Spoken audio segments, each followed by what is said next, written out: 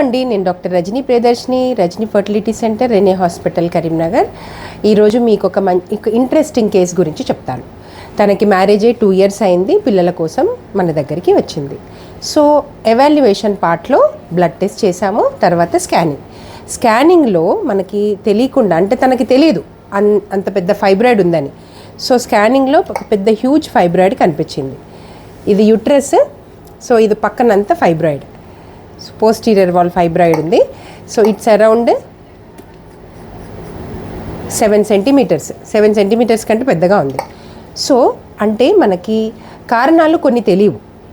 1-2 years marriage అయింది అని అంటే ఖచ్చితంగా మీరు ఒక సెంటర్కి వెళ్ళినట్టయితే ఎవాల్యుయేషన్ అన్నది మస్ట్. ఎవాల్యుయేషన్లో మనకి రీజన్స్ తెలుసుకొని దాని ప్రకారంగా ట్రీట్మెంట్ తీసుకోవాలి.